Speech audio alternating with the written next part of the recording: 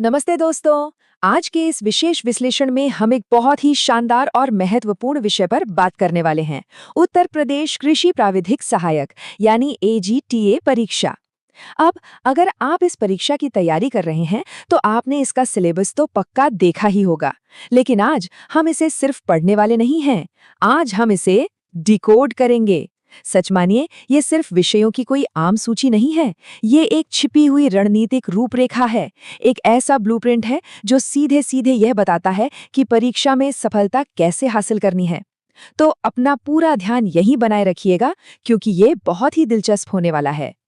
क्या आपने कभी इस हस्तलिखित दस्तावेज को ध्यान से देखा है? पहली नजर में ये बिल्कुल किसी डॉक्टर के पर्चे जैसा लगता है ना, बस कुछ विषयों और संख्याओं की एक सामान्य सी लिस्ट। लेकिन जब हम इन संख्याओं की गहराई में जाते हैं तो परीक्षा की तैयारी के लिए एक बेहद सटीक डेटा संचालित ब्लूप्रिंट हमारे सामने आता है।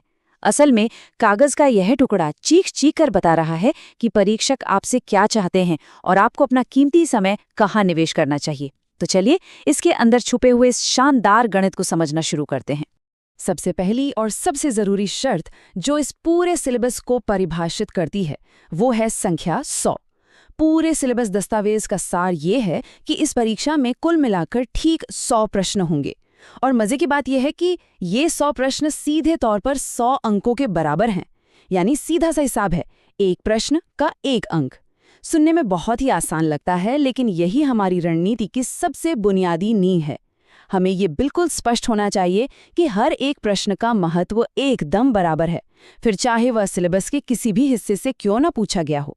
और 100 के इस आंकड़े के तुरंत बाद आती है हमारी दूसरी सबसे बड़ी शर्त, संख्या 120। पूरे पेपर को यानी उन 100 प्रश्नों को हल करने के लिए आपको मिलेंगे ठीक 120 मिनट। अब ये समय सीमा परीक्षा की पूरी गति को तय कर देती है।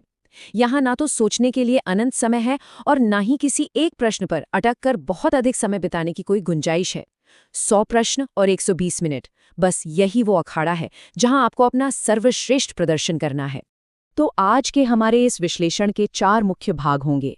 पहला, AGTA परीक्षा का समग्र दृष्टिकोण। दूसरा, मुख्य कृषि खंड। तीसरा, प्रौद्योगिकी और UPG के। और चौथा, सिलेबस रणनीति का विश्लेषण। चलिए बिना देरी किए शुरू करते हैं। भाग 1, AGTA परीक्षा का समग्र दृष्टिकोण। आपके कुल 100 अंक मुख्य रूप से 3 बड़े हिस्सों में बटे हुए हैं। जाहिर है सबसे बड़ा हिस्सा कृषि का है, जो पूरे 65 अंकों का है। लेकिन जरा रुकिए, यहाँ एक बहुत ही महत्वपूर्ण बात उभर कर आती है। कंप्यूटर और IT के 15 अंक और UP सामान्य ज्ञान के 20 अंक, अगर इन दोनों को मिला दिया जाए तो ये पूरे सिलेबस का एक विशाल 35% हिस्सा बनाते हैं। जी हाँ, कृषि का दबदबा तो है, लेकिन इस 35% के विशाल हिस्से को किसी भी हाल में नजरअंदाज नहीं किया जा सकता। सच कहूं तो अक्सर यही वो हिस्सा होता है जो मेरिट लिस्ट में एक बहुत बड़ा अंतर पैदा कर देता है। अब आगे बढ़ते हैं भाग 2 की ओर, मुख्य कृषि खंड। अब कृषि के उन 65 अंकों के अंदर क्या चल रहा है, ये समझना बहुत जरूरी है। ये 65 अंक 6 अलग-अलग उप विषयों में बटे हैं और इनकी अपनी एक स्पष्ट हायरार्की है। सबसे ऊपर राज कर रहा है फसल विज्ञान, पूरे 25 अंकों के साथ। उसके ठीक बाद मृदा एवं जल प्रबंधन है 15 अंकों के साथ। फिर आता है जैव तकनीकी व क्रॉप फिजियोलॉजी 10 अंकों का। और एकदम नीचे हैं कृषि प्रसार, कृषि अर्थशास्त्र और पशुपालन, प्रत्येक को मिले हैं सिर्फ 5 अंक। तो यहाँ से एक बात एकदम शीशे की तरह साफ हो जाती है कि कृषि के अंदर भी सभी विषयों का वजन बराबर बिल्कुल नहीं है। जरा इस विशाल अंतर को महसूस कीजिए। फसल विज्ञान अकेले 25 अंक का है। इसका मतलब ये है कि ये कृषि प्रसार या कृषि अर्थशास्त्र जैसे छोटे खंडों की तुलना में 5 गुना अधिक वजन रखता है, पूरे 5 गुना। अब सोचिए, अगर कोई तैयारी करते समय कृषि प्रसार पढ़ने में उतना ही समय लगा रहा है जितना फसल विज्ञान में, तो क्या ये स्मार्ट स्टडी है? बिल्कुल नहीं। आपकी अध्ययन योजना में इस भारी अंतर की झलक साफ साफ दिखनी ही चाहिए। चलिए अब आते हैं भाग 3 पर, प्रौद्योगिकी और UPG के। अगर हम सिलेबस के मूल पाठ पर गौर करें तो भाग 2 पूरी तरह से कंप्यूटर एवं सूचना प्रौद्योगिकी की अवधारणाओं और इस क्षेत्र में नवाचार पर केंद्रित है, जिसके लिए 15 अंक तय हैं। ध्यान दीजिए, यहाँ सिर्फ बेसिक कंप्यूटर की बात नहीं हो रही है, आपको नवीनतम आईटी इनोवेशंस की भी समझ होनी चाहिए। और दूसरी तरफ भाग 3 है, जो उत्तर प्रदेश राज्य से संबंधित सामान्य जानकारी का परीक्षण करता है, और ये पूरे 20 अंकों का है। ये कोई भारत का या दुनिया का आम सामान्य ज्ञान नहीं है, ये पूरी तरह से आपके राज्य यानी यूपी पर केंद्रित है। अब यहाँ एक बहुत ही दिलचस्प और चौंकाने वाली तुलना देखिए। यूपी राज्य सामान्य ज्ञान अकेले 20 अंकों का है। ये कृषि अर्थशास्त्र या पशुपालन के अंकों से पूरे 4 गुना ज्यादा है। कई बार हम कोर विषयों के पीछे भागते भागते इतनी गहराई में चले जाते हैं कि क्षेत्रीय सामान्य ज्ञान को थोड़ा हल्के में ले लेते हैं।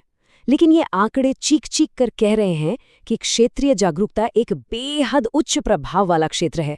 अगर सही से पढ़ा जाए तो ये कम समय में बेहतरीन अंक दिलाने का एक पक्का जरिया बन सकता है। और अब हम आते हैं अपने अंतिम और सबसे महत्वपूर्ण हिस्से पर। भाग 4 सिलेबस रणनीति का विश्लेषण। यहीं पर वो सारा गणित एक साथ जुड़कर परीक्षा के दिन की एक बहुत ही स्पष्ट और सख्त सच्चाई बयां करता है। हमारे पास कुल 120 मिनट हैं और 100 प्रश्न। जब हम इसे कैलकुलेट करते हैं तो हमारे सामने आता है 1.2 मिनट प्रति प्रश्न, यानी एक प्रश्न को पढ़ने, समझने, सही विकल्प चुनने और ओएमआर शीट भरने के लिए आपको मिलेंगे अधिकतम 72 सेकंड। बस 72 सेकंड। स्पीड यहाँ बहुत मायने रखती है। अगर आप किसी एक प्रश्न की भावनाओं में बहकर 3 या 4 मिनट लगा देते हैं तो आप अपने आगे आने वाले आसान सवालों का समय खत्म कर रहे हैं। तो बॉस, ये सिर्फ आपके ज्ञान का टेस्ट नहीं है, ये दबाव में आपकी टाइम मैनेजमेंट का भी टेस्ट है। और इसी के साथ इस विश्लेषण के अंत में एक बहुत ही गंभीर और विचारोत्तेजक सवाल हमारे सामने आकर खड़ा हो जाता है। 120 मिनट और 100 प्रश्नों के इस सख्त दबाव के बीच परीक्षा के दौरान कौन सा खंड आपके सबसे अधिक समय की मांग करेगा? जब आपके सामने फसल विज्ञान के भारी भरकम 25 प्रश्न होंगे और साथ ही यूपी जीके के 20 अहम सवाल होंगे, तो आप उन कीमती 72 सेकंड्स का बंटवारा कैसे करेंगे? क्या आप कंप्यूटर और यूपी जीके के सवालों को फटाफट हल करके वो बचाया हुआ समय फसल विज्ञान के मुश्किल सवालों में लगाएंगे? ब्लूप्रिंट आपके सामने पूरी तरह से डिकोड हो चुका है। अब समय आ गया है कि आप अपनी एक अचूक रणनीति तैयार करें। तो आप अपना टाइम कैसे मैनेज करेंगे? जरूर सोचिएगा।